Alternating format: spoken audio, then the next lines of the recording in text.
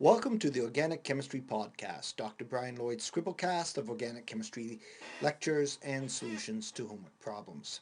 In this scribblecast lecture, we're continuing with a study of lipids, and we're shifting gears a bit. We're going to be looking at those lipids that are not involving fatty acids. They're referred to as derived or non-saponifiable lipids. They're called non-saponifiable because fatty acids fats can undergo saponification in base, producing fatty acids, which deprotonate and yield soaps. Non-saponifiable means there's no fatty acid, and treatment with base does not yield soap. These type of lipids include many substances that have large or extensive biological activity, vitamins, hormones, and other highly specialized fat-soluble biomolecules. There are two major classes, terpenes and steroids. So let's begin first looking at the terpene.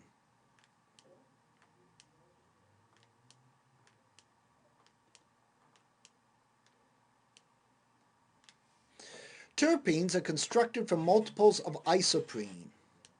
Isoprene or 2-methyl-1,3-butadiene.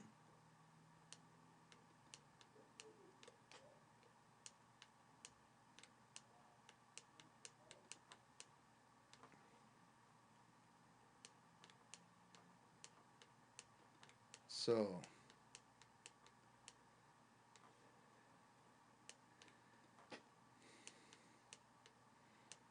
here's my 1,3-butadiene, and there's my 2-methyl. Often this end of the molecule is referred to as the head,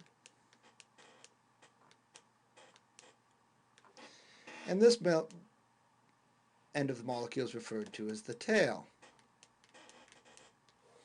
Isoprenes can react with each other in a head-to-tail fashion.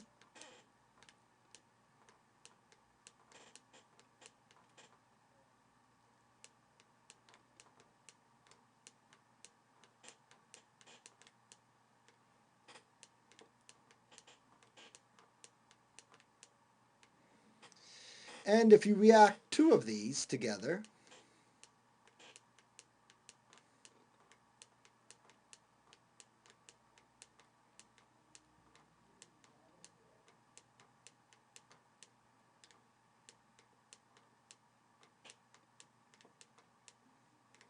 now, although I'm going to react them as if they were radicals, splitting the pi bond, moving one electron to create a bond here, the other electrons go to create double bonds in new positions.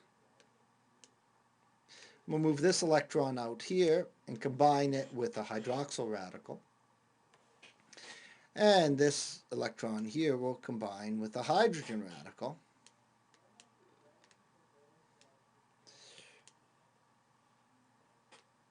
I would get a molecule that looks like this.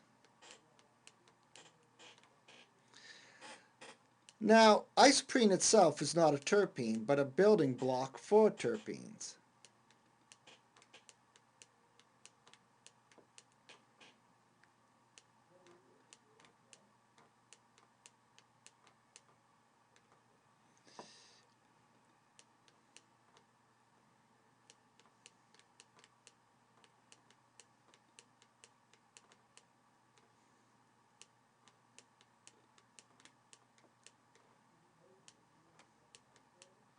One such terpene has this structure,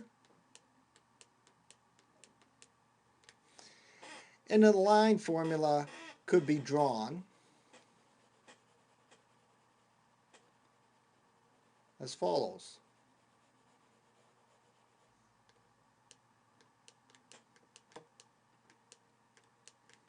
This molecule is known as geraniol.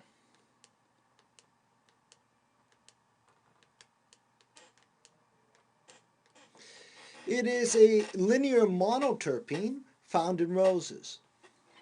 A monoterpene consists of 2 isoprene units. Hence, diterpenes would have 4 isoprene units.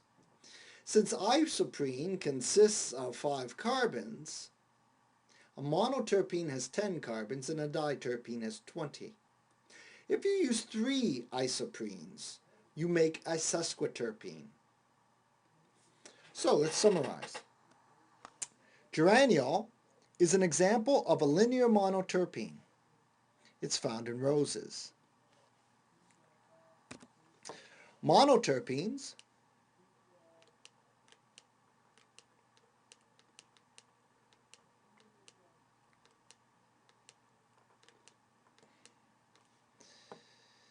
has 2 isoprene units.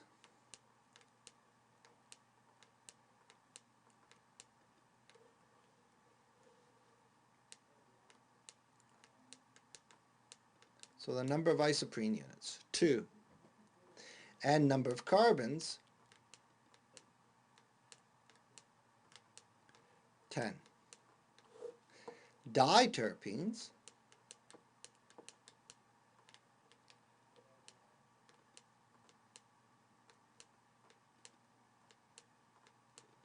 are made of 4 isoprene units and have 20 carbons.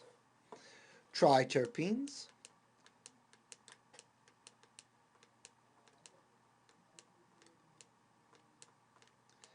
are made of 6 isoprene units and have 30 carbons.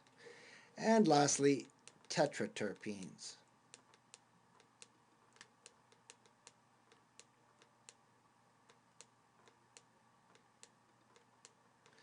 have 8 isoprene units or 40 carbons. But what do you call something that used 3 isoprene units and had 15 carbons in it? Clearly more than 1 isoprene is used, so this also would be a terpene. It is referred to as a sesquiterpene.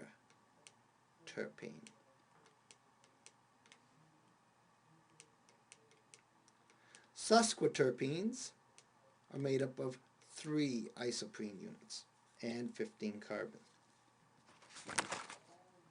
Another monoterpene that we could envisage being formed, other than geraniol, we can envisage a process through a Diels-Alder reaction where 1 isoprene unit undergoes a Diels-Alder on another isoprene unit. So if we do a Diels-Alder reaction here, where 1 isoprene is acting as my diene, and 1 isoprene is using only 1 of the double bonds and acting as the dienophile, I could envisage the formation of this molecule, a monoterpene made from 2 isoprenes. Now indeed, the Diels-Alder may occur enzymatically via some other mechanistic process, but this molecule is called limonene. Limonene, like geraniol, is a monoterpene, but it is not a linear monoterpene. It's a cyclic monoterpene found in citrus fruits. Now there are a huge number of terpenes found in plants. Many of these give rise to the characteristic odors of flavors and are major components of the essential oils from such plants. An example of a tetraterpene is the orange-colored molecule beta-Carotene. Beta-Carotene is a molecule that can be broken down into vitamin A, which is also known as retinol. Beta-Carotene is a very large tetraterpene, and we will try to draw this.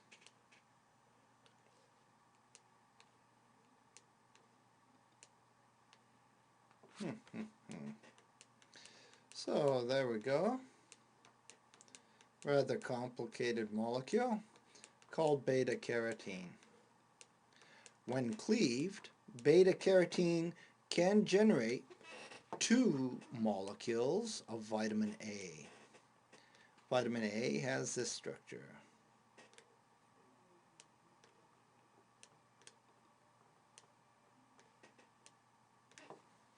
So, beta-carotene is the top molecule, and vitamin A called retinol, or vitamin A.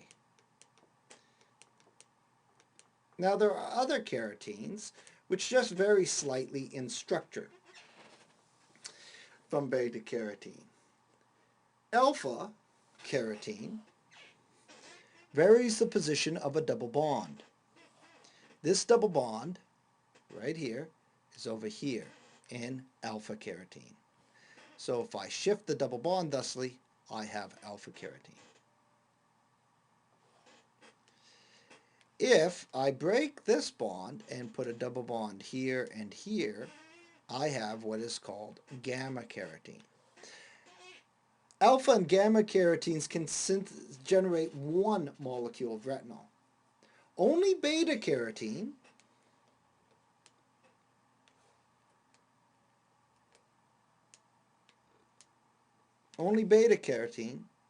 can generate two equivalents of retinol when it's cleaved.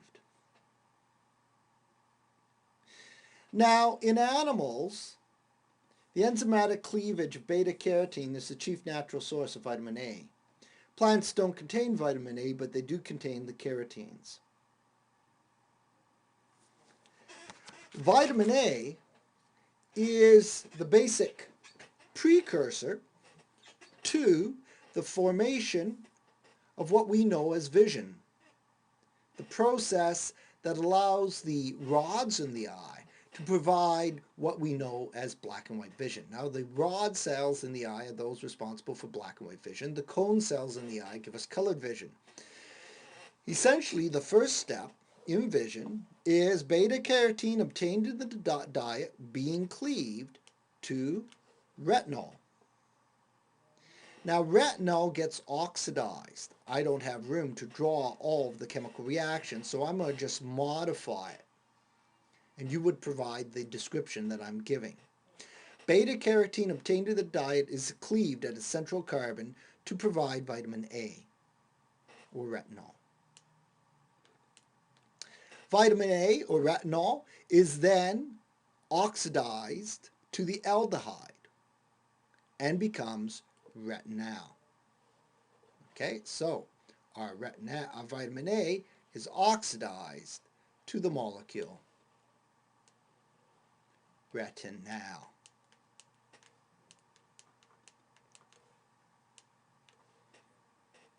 Now the double bond at carbon 11, okay, the double bond at C11 is isomerized from a trans to a cis configuration. Now this numbering, of course, 1, 2, 3, 4. If you counted from the aldehyde end, would be carbon 4. 1, 2, 3, 4, 5, 6, 7.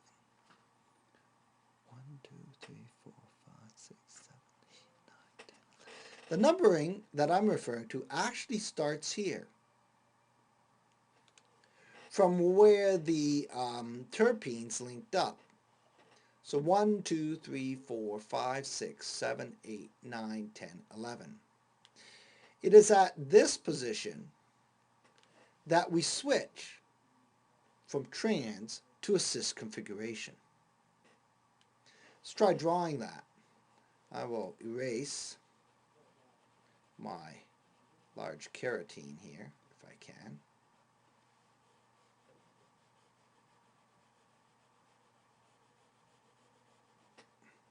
And I use one there. All right. So, the first three steps involve beta-carotene obtained in the diet being cleaved at its central carbon, oxidation of retinol to form retinal, and the double bond at C11 is isomerized to form the trans. Now this 11, this is referred to as 11 cis retinal.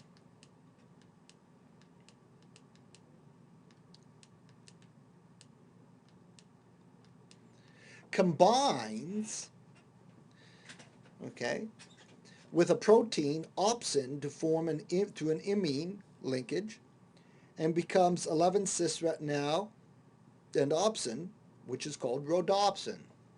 So when it links to a C double bond N that's attached to a protein that's called opsin, we now have the molecule rhodopsin. Okay, so our free retinol combines with the protein opsin to form what is called rhodopsin.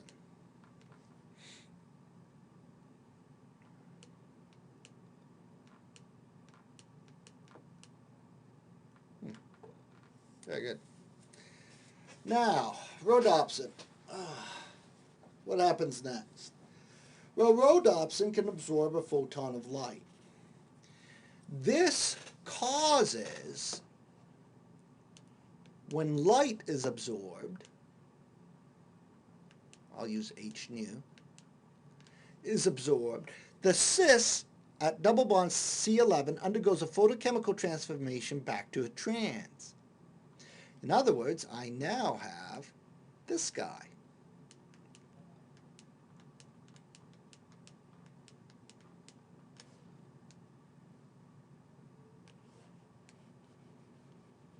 My all-trans rhodopsin. This interconversion from cis to trans starts a series of chemical changes that leads to a nerve impulse. Now, I don't want you to think it's just this transformation from cis to trans. It's very complicated. I'll run through some of the steps, but it's an area of intensive research. The nerve impulse is detected by the brain as a black and white visual image. The protein can be hydrolyzed, and the all-trans isomer of retinol is regenerated and is free to undergo the process again. This represents a simple summary of the role of vitamin A in black and white vision. However, so that you might have an idea of what actually is entailed in producing the nerve impulse, I'm going to give you a little extra information. We're going to start from rhodopsin, hit the rhodopsin cis with light, and produce the visual trans amine, I'm going to say protein. This is called, when it goes to trans and it's been activated by light, photorhodopsin, because it's been hit by light. Hence the term photo.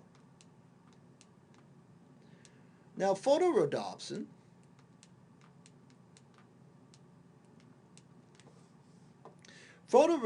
goes through a series of changes that have been identified and labeled, but many of the structural details are not known. For example, they've identified a state called batho-rhodopsin.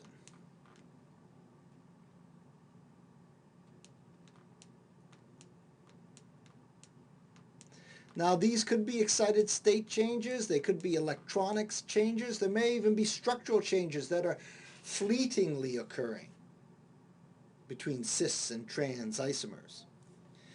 Batho-rhodopsin is in equilibrium with what is called a blue-shifted intermediate.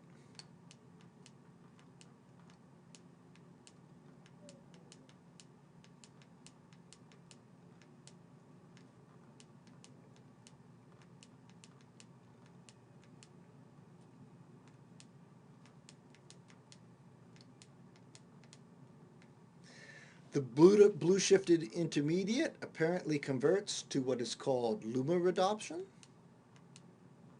Luma-rhodopsin.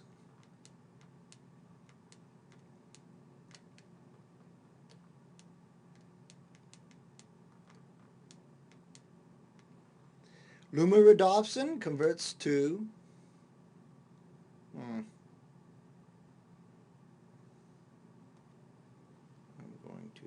go up here and down. Meta-rhodopsin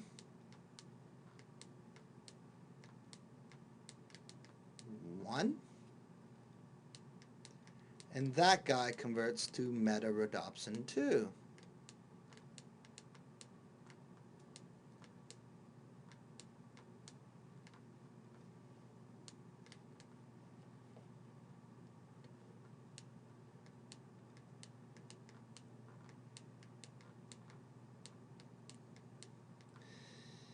It is thought that from meta-rhodopsin 2, the enzyme cascade, a chemical amplification occurs that leads to a nerve impulse.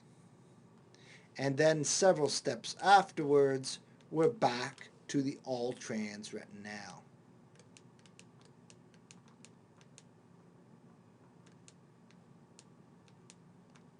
So you see, it's not as simple as I first gave to you. Now this more complicated process I do not require you to know. But suffice to say, there's a lot involved in black and white vision in the rods, chemically speaking. Likewise, in the cones, color vision is extremely complicated and provides an interesting read in that they have recently identified the key pigments involved in color vision. But vitamin A is not the only terpene-based vitamin. There are several others. Let's take a look at some of them. We've talked about this vitamin before.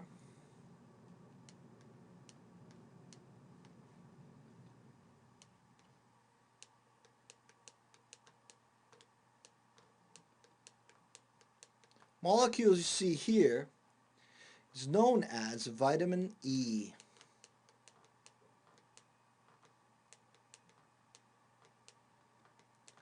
Also known as alpha-tocopherol.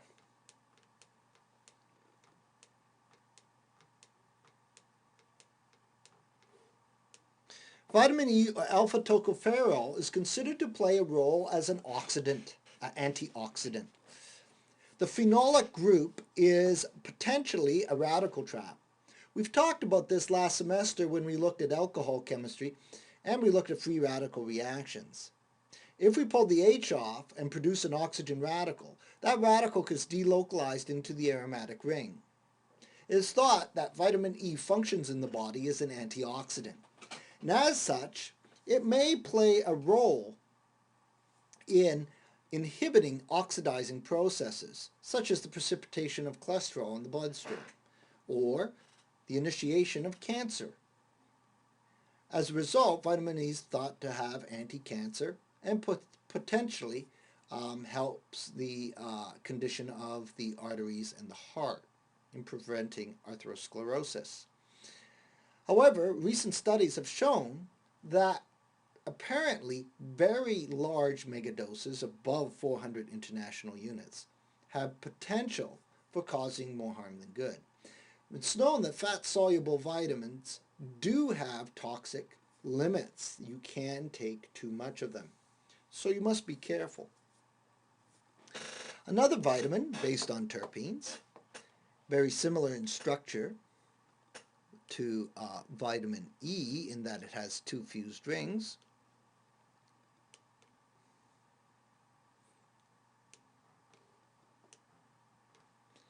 where this is N. N is usually, less than 10. And it looks like this unit is the repeating unit is derived from isoprene. This is vitamin K. Vitamin K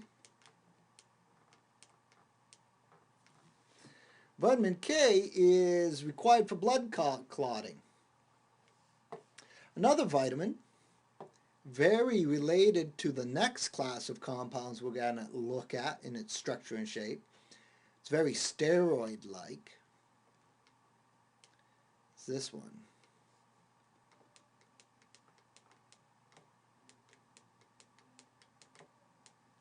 See if I can separate this.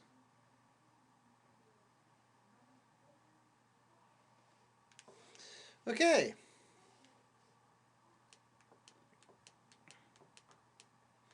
What I've sketched here is vitamin D.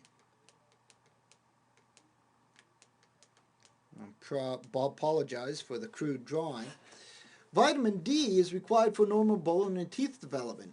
In fact, its structural framework looks like almost, if you had a line here, I'll put it in red, that line does not exist, that bond does not exist, but if there was a bond here, this section of fused rings would be exactly what you see in steroid chemistry. And steroids are the topic we're going to take a look at next.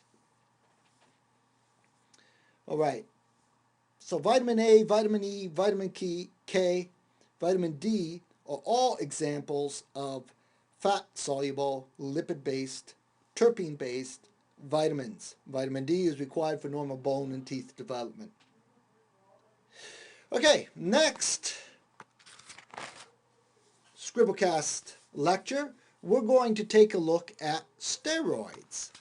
Steroids are another type of terpene-based lipid, and another example of a non-saponifiable or derived lipid. I'm Dr. Brian Lloyd. This is my Scribblecast. I thank you for listening. Thank you very much.